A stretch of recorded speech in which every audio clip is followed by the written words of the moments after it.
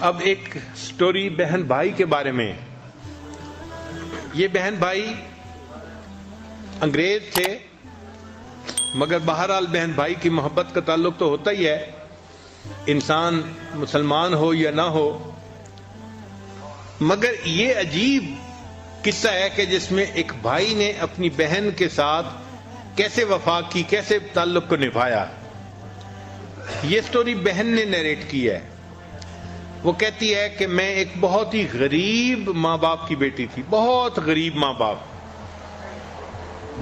اور ہمارا علاقہ جو تھا وہ ماؤنٹینیس علاقہ تھا، ارد گرد پہاڑ تھے، اور اس کے درمیان میں ایک گاؤں تھا. اس گاؤں میں ہم اپنے والدین کے ساتھ رہتے تھے.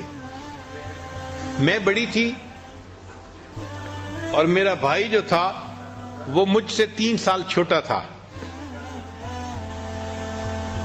بہن بڑی تھی اور بھائی اس سے 3 سال چھوٹا تھا، اور دونوں زندگی گزارتے تھے.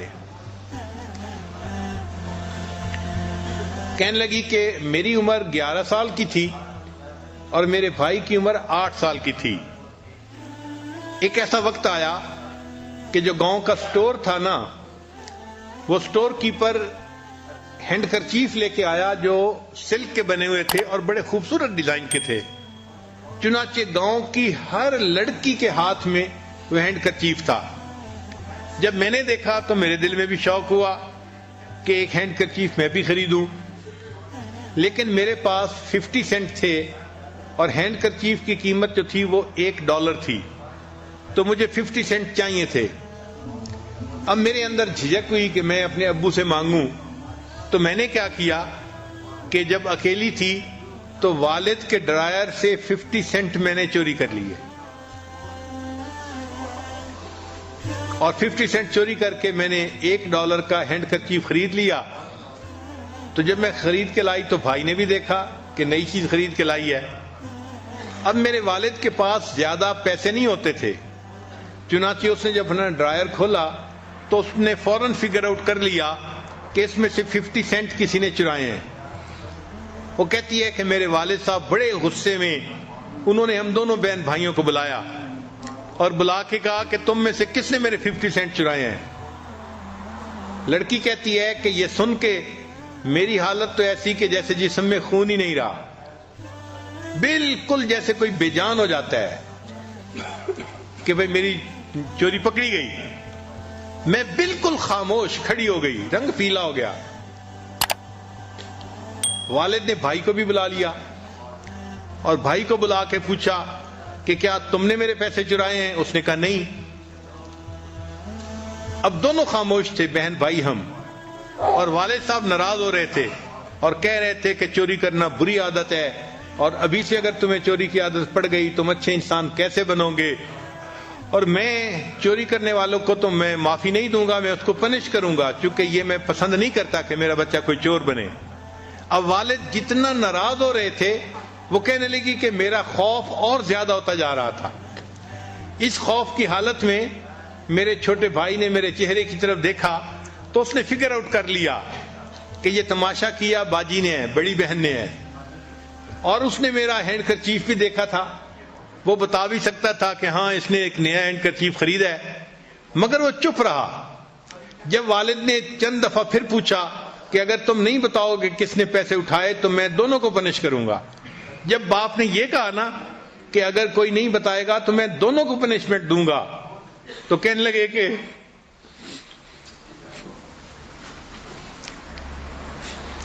میرے چھوٹے بھائی نے ابو کا ہاتھ پکڑ لیا اور کہا کہ ابو یہ چوری میں نے کی ہے.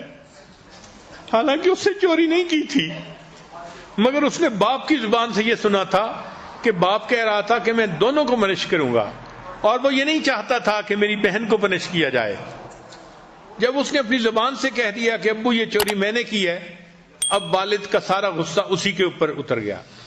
چنانچہ والد نے اس کو مار پیٹ کی اور خوب ہیوملیٹ کیا، اور میرا بھائی یہ سزا بھی برداشت کرتا رہا، یہ ذلت بھی برداشت کرتا رہا، حتیٰ کہ ابو کا غصہ ٹھنڈا ہوا اور ابو چلے گئے، اور ہم دونوں بہن بھائی اپنے سونے والے کمرے میں آ گئے. ہمارا ایک کمرہ تھا، الگ الگ بیڈ تھے، ہم اس پہ سویا کرتے تھے. ہم نے لائٹیں آف کر دیں اور ہم اپنے اپنے بیڈ پہ آ کے لیٹ گئے. وہ لڑکی کہتی ہے کہ لیکن میری آنکھوں سے نیند غائب تھی. مجھے گلٹ کا احساس تھا کہ قصور تو میرا ہے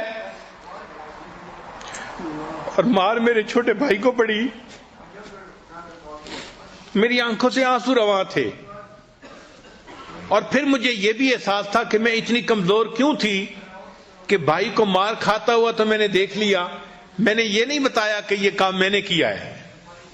کہنے لگی کہ جب روتے روتے میرے آواز نکلنے لگی تو میرا چھوٹا بھائی اپنے بیڈ سے اٹھ کے آیا اندھیرے میں اور اس نے آ کے میرے منہ پہ ہاتھ رکھ دیا اور میرا نام لے کے کہا کہ بہن یہ معاملہ اوور ہو چکا ہے, اب رو کے اس کو لمبا نہ کرو. یعنی جو مجھے سزا ملنی تھی وہ تو مل چکی, اب کیوں رو رہی ہو اور اس معاملے کو لمبا کر رہی ہو. وہ کہنے لگی کہ میں حیران تھی کہ یہ مجھ سے چھوٹا ہے اور اس کو میرا اتنا خیال ہے کہ یہ کہتا ہے کہ اب اس پہ افسوس کرنے کی بھی ضرورت نہیں ہے, اگر مجھے سزا مل گئی تو کوئی بات نہیں, میں نے سزا برداشت کر لی. وہ کہتی ہے کہ اس وقت میرے بھائی کی عمر 8 سال تھی اور میری عمر اس وقت 11 سال کی تھی. ہم دونوں اسکول میں پڑھتے تھے, ہم دونوں اچھے اسٹوڈنٹ تھے, محنت کرتے تھے, ہوم ورک کرتے تھے اور اچھے نمبر لیتے تھے. چنانچہ کئی سالوں کے بعد ایک ایسا دن آیا جب ہمارا رزلٹ گھر ہمارے پہنچا. رزلٹ بہت اچھا تھا, ہم نے A گریڈ لیے تھے. وہ کہتی ہے کہ میں اپنے کمرے سے باہر آئی تو میں نے دیکھا کہ ابو صحن میں بیٹھے ہیں اور ان کے چہرے پہ غم کی کیفیت ہے, جیسے کوئی بندہ سوچوں میں گرفتار ہوتا ہے, مغموم بیٹھا ہوتا ہے. میں حیران کہ ہمارے اتنے اچھے رزلٹ ابو کے ہاتھ میں آئے اور ابو ابھی بھی پریشان ہیں. تو کہنے لگی کہ تھوڑی دیر کے بعد ابو نے میری امی کو بلایا اور بلا کے کہا کہ دیکھو تمہارے بچوں کے رزلٹ بہت اچھے آئے ہیں. تو میری امی نے کہا ان کے اچھے رزلٹ کا کیا فائدہ جب تم ان کو اگلے انسٹیٹیوشن میں داخلہ ہی نہیں دلوا سکتے اور تعلیم کنٹینیو ہی نہیں کروا سکتے, تمہارے پاس تو پیسے ہی نہیں ہیں. تو میرے ابو نے جواب دیا, ہاں میرے پاس اتنے پیسے تو ہیں کہ میں 2 میں سے 1 کو کالج میں داخلہ دلوا سکتا ہوں, مگر دوسرے کے لیے میں اپنے دوستوں کے پاس جاؤں گا اور ان سے پیسے ادھار لے لوں گا. چنانچہ یہ کہہ کے ابو میرے باہر نکلے اور جتنے گاؤں میں ان کے دوست تھے وہ سب کے دروازوں پر گئے, مگر گاؤں میں لوگوں کے پاس اتنے پیسے نہیں ہوتے. چنانچہ ابو خالی ہاتھ واپس آئے. جب خالی ہاتھ واپس آئے تو امی نے پوچھا کہ تمہیں تو کہیں سے قرضہ بھی نہیں ملا, اب بچوں کا کیا کرو گے؟ تو ابو نے کہا کہ بس میں 2 میں سے 1 کو داخل کروا دوں گا, چونکہ 1 کے داخلے کے پیسے میرے پاس موجود ہیں. کہنے لگے جب ابو نے یہ الفاظ کہے نا کہ میں 2 میں سے 1 کو کالج میں داخل کروا دوں گا تاکہ 1 اپنی تعلیم حاصل کر لے, تو میرا بھائی فوراً بولا ابو بہن کو آپ کالج میں داخل کروا دیں, وہ تعلیم حاصل کر لے گی تو اچھی جگہ اچھے گھر میں اس کا رشتہ ہو جائے گا. کہنے لگے اس پہ ابو کو غصہ آ گیا. وہ کہنے لگے کہ تم مرد ہو اور بجائے اس کے کہ تم تعلیم حاصل کرو اور کل کو اچھی کمائی کرنے والے بنو, تم پڑھائی سے جان چھڑا رہے ہو, تم سست انسان ہو, تم بہت بزدل انسان ہو. تو ابو نے اس کو ڈانٹنا شروع کر دیا. تو بھائی نے آگے سے جواب دیا ابو میں نے تو پڑھنا نہیں, ہاں بہن کو آپ داخلہ دلوائیں تاکہ وہ پڑھ سکے. اس کے کلیئر کٹ الفاظ کہنے پہ ابو کو اور غصہ آیا اور انہوں نے کہا اچھا میں دیکھتا ہوں صبح تم کیسے کالج میں داخل نہیں ہوتے. اب جب والد نے یہ ورڈ دے دیے کہ میں دیکھتا ہوں تم صبح کالج میں داخل کیسے نہیں ہوتے, تو وہ کہتی ہے کہ والد صاحب تو چلے گئے اور ہم بہن بھائی پھر کمرے میں آ کے اپنے اپنے بیڈ پہ لیٹ گئے. وہ کہتی ہے کہ مجھے نیند تو آ نہیں رہی تھی اور میں فیل کر رہی تھی کہ میرا بھائی جو ہے نا وہ بھی سو نہیں رہا, کوئی نہ کوئی ایکٹیویٹی ہے وہ کر رہا ہے. مجھے سمجھ نہیں لگ رہی تھی کہ یہ کر کیا رہا ہے, اندھیرا تھا. کہنے لگے کہ جب صبح اٹھی تو مجھے اپنے سرہانے کے قریب, پلو کے قریب ایک نوٹ لکھا ہوا ملا جو بھائی نے مجھے رکا لکھا تھا. اس میں اس نے لکھا تھا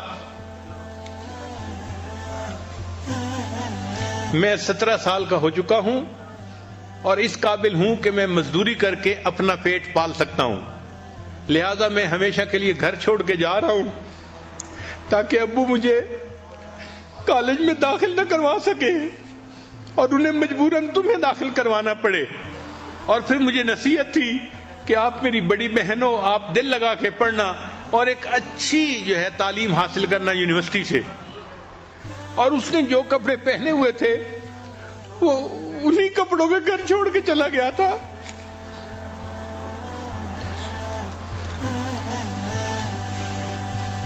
جب صبح پیرنٹس کو پتہ چلا، اب والد کے پاس کوئی اور آپشن ہی نہیں تھی، چنانچہ والد نے مجھے یونیورسٹی جا کے داخل کروا دیا شہر میں، اور میں ہاسٹل میں رہنے لگ گئی، اور بھائی تو گھر چھوڑ کے چلا گیا تھا۔ اب بھائی نے قریب ایک کنسٹرکشن کمپنی تھی، وہاں جا کے مزدوری کی جاب شروع کر دی، جیسے ایک مزدور جاب کرتا ہے۔ تعلیم تو اس کے پاس زیادہ تھی نہیں، 17 ایئر اس کی ایج تھی، تو کہنے لگی کہ 17 ایئر میں اس بھائی نے میری خاطر اپنے پروفیشن کو اور فیوچر کو اس نے بند کر دیا اور میرا خیال رکھا، اتنی ینگ ایج میں، چھوٹی ایج میں۔ کہنے لگا کافی عرصہ پھر ہماری ملاقات نہیں ہوئی۔ مجھے یونیورسٹی میں کئی سال گزر گئے۔ ایک دن میں اپنے کمرے میں بیٹھی پڑھ رہی تھی تو میری رومیٹ آئی اور مجھے کہنے لگی کہ باہر ہاسٹل کے دروازے پر ایک نوجوان لڑکا کھڑا ہے جو دیکھنے سے بالکل دیہاتی نظر آتا ہے اور بہت میلے کچیلے اس کے کپڑے ہیں، اور وہ کہتا ہے کہ وہ تمہارے گاؤں کا رہنے والا ہے اور تم سے کوئی بات کرنا چاہتا ہے۔ تو وہ کہتی ہے کہ میں حیران کہ گاؤں کا لڑکا کیوں کوئی مجھ سے بات کرنے کے لیے آیا۔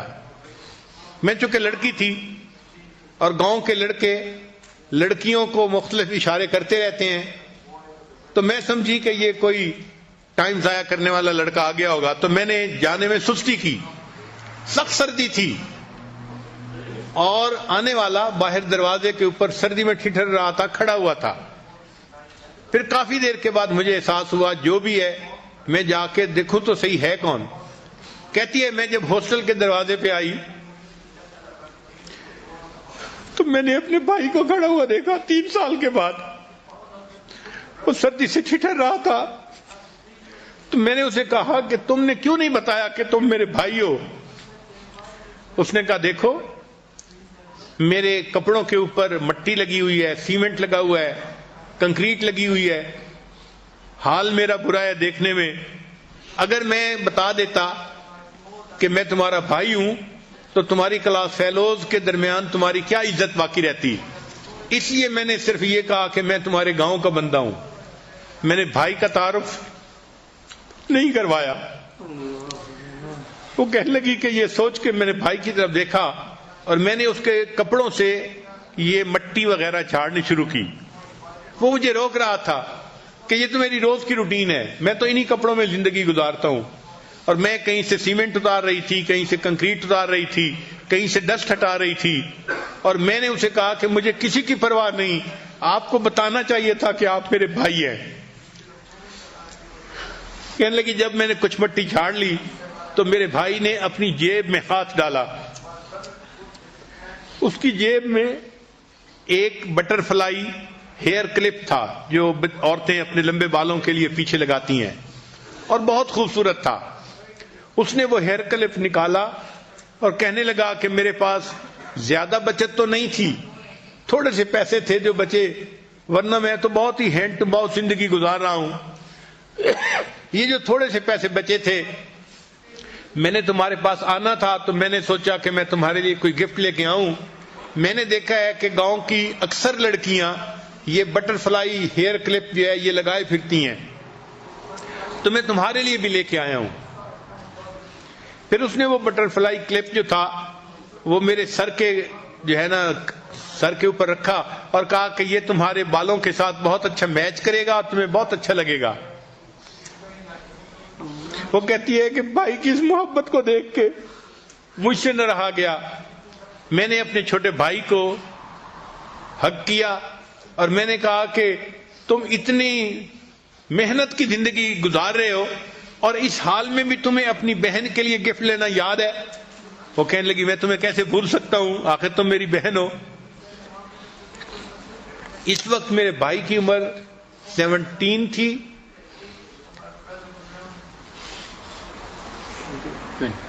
نہیں بھائی کی عمر شاید 24 تھی اور بہن کی عمر اس وقت 27 ہو چکی تھی، یونیورسٹی کا ٹائم درمیان میں آ چکا تھا۔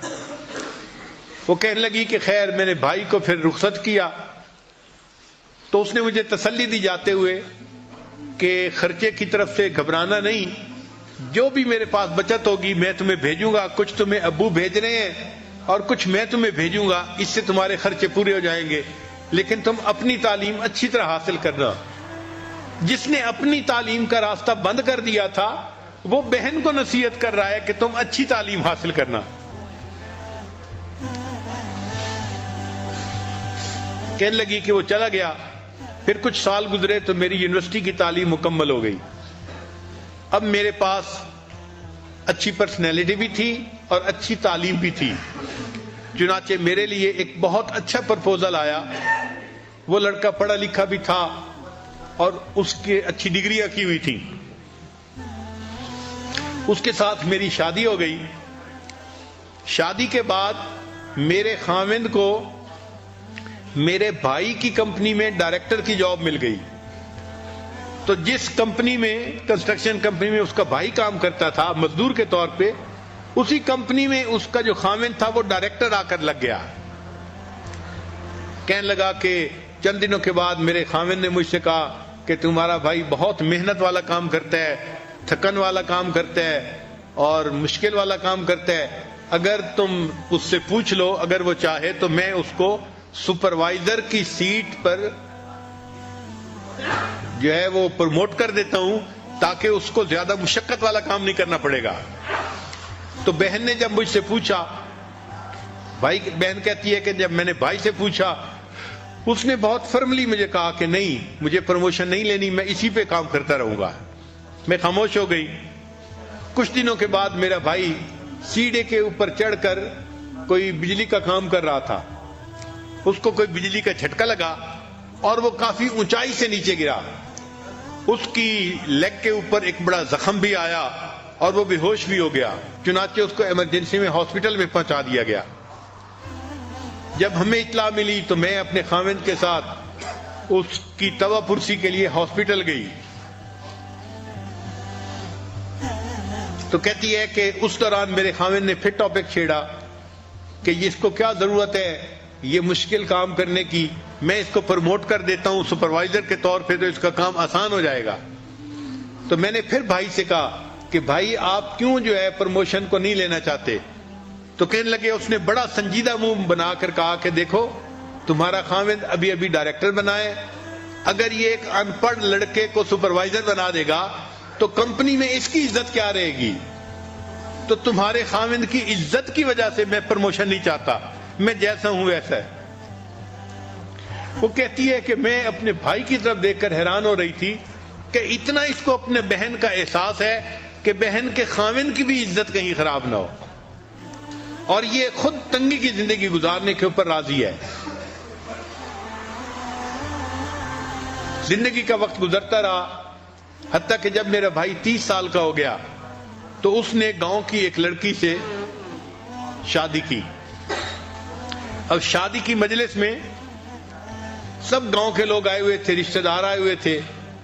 جب محفل بھرپور تھی تو جو ایک ایونٹ ڈیل کرنے والا بندہ ہے، چیف جو بندہ تھا نا، آرگنائزر جو شادی کے ایونٹ کو آرگنائز کر رہا تھا، کہنے لگے کہ اس نے میرے بھائی کو دیکھا کہ وہ دلہا بنا ہوا ہے اور دلہن بھی آئے اور سارے لوگ اس طرح ساتھ ہیں اور سب اچھے موڈ میں ہیں، تو اس نے اچانک میرے بھائی سے سوال کیا کہ اچھا یہ بتاؤ دنیا میں تمہیں سب سے زیادہ محبت کس سے ہے؟ اچانک اس نے سوال کر دیا۔ وہ کہتی ہے کہ یہ ان ایکسپیکٹڈ کوسچن تھا، کوئی سوچ بھی نہیں سکتا تھا کہ اس ماحول میں اچانک کوئی کوسچن پوچھے گا۔ تو جیسے ہی اس نے کوسچن پوچھا تو میرے بھائی نے جواب دیا، مجھے سب سے زیادہ محبت اپنی بہن سے ہے۔ تو اس چیف آرگنائزر نے پوچھا کہ تمہیں اپنی بہن سے محبت کیوں ہے؟ تو بھائی نے واقعہ سنایا، کہنے لگا کہ ہم چھوٹے تھے اور ہمارا گھر ایک شہر میں تھا، ایک ولیج میں تھا، اور ہمارا سکول دوسرے ولیج میں تھا، اور ہم پیدل اپنے سکول روزانہ جایا کرتے تھے. ہمیں جانے اور آنے میں 2 گھنٹے لگتے تھے، یعنی گھنٹہ جانے میں اور گھنٹہ واپس آنے میں لگا کرتا تھا. تو کہتی ہے کہ ایک دن ایسا ہوا کہ میرے بھائی کا ایک گلو جو تھا وہ کہیں گم ہو گیا. اب یہ لڑکا نیریٹ کر رہا ہے کہ میرا ایک گلو کہیں گم ہو گیا. ہم سکول سے واپس آ رہے تھے تو میں نے دیکھا کہ بہن نے اپنا گلو اتار کر مجھے دے دیا کہ بھائی آپ یہ گلو پہن لو. میں نے کہا کہ سردی تو سب کے لیے ایک جیسی ہے، آپ کو بھی تو لگ رہی ہے. اس نے کہا کوئی نہیں، میں اپنی جیب میں اپنا ہاتھ چھپا لوں گی. چنانچہ میں نے اپنی بہن کا گلو لے کے پہن لیا. جب ہم گھر پہنچے اور ہم نے اپنے جو پیک کپڑے تھے وہ اتارے، گھر میں تو گرمی ہوتی ہے، مناسب ٹیمپریچر ہوتا ہے، تو وہ کہتے ہیں کہ میں نے اپنے بہن کے ہاتھ کو دیکھا، وہ سرخ ہو چکا تھا، جیسے خون اس میں جم گیا ہے سردی کی وجہ سے، اور اس کے جو ناخن تھے وہ تقریباً نیلے ہو چکے تھے. اس وقت مجھے احساس ہوا کہ میری بہن نے جھوٹ کہا، مگر میری خاطر اس نے اتنی سردی کو برداشت کیا اور مجھے اس نے گلوز پہنا دیے. تو کہنے لگا کہ میں نے اس وقت دل میں یہ نیت کی تھی کہ جس بہن نے میری تکلیف کا اتنا خیال کیا ہے، میں پوری زندگی اس بہن کا خیال رکھوں گا، اس کی کیئر ٹیکنگ کروں گا. بھائی نے جب یہ واقعہ سنایا تو کہنے لگی کہ خوب تالیاں بجی، سارے گاؤں کے لوگ خوش تھے کہ اچھا تیری بہن اتنی اچھی کہ جس نے دستانے تجھے پہنا دیے اور تیری تکلیف کا خیال رکھا. تو کہنے لگی کہ سب لوگ تالیاں بجا رہے تھے اور میں رو رہی تھی، اور میرا رونا خوشی کے آنسو نہیں تھے. مجھے اس بات پہ رونا آ رہا تھا کہ یہ شادی کا موقع ہے. بھائی نے اس وقت میں بھی جو میں نے زندگی میں کوئی ایک اچھا کام کیا تھا اس کو تو پورے گاؤں کے اندر بتا دیا، لیکن اس نے میری زندگی میں میرا کتنا ساتھ دیا اور میری خاطر باپ کی پنشمنٹ برداشت کی اور ذلت برداشت کی اور غربت کی زندگی برداشت کی، یہ بات اس نے کسی کو نہیں بتائی. تو اللہ تعالیٰ نے مردوں کو بڑے دل دیے ہوتے ہیں. بھائی اپنی بہنوں کے لیے ہمیشہ اسی طرح ایکٹ کرتے ہیں جس طرح ایک باپ بیٹی کے لیے ایکٹ کرتا ہے. اللہ تعالیٰ ان رشتوں کو مضبوط بنائے اور ایسا ہمدردی کرنے والا، محبت کرنے والا، پروٹیکٹ کرنے والا، عزت دینے والا بھائی اللہ ہر بہن کو عطا فرمائے. وآخر دعوانا ان الحمد للہ رب العالمین.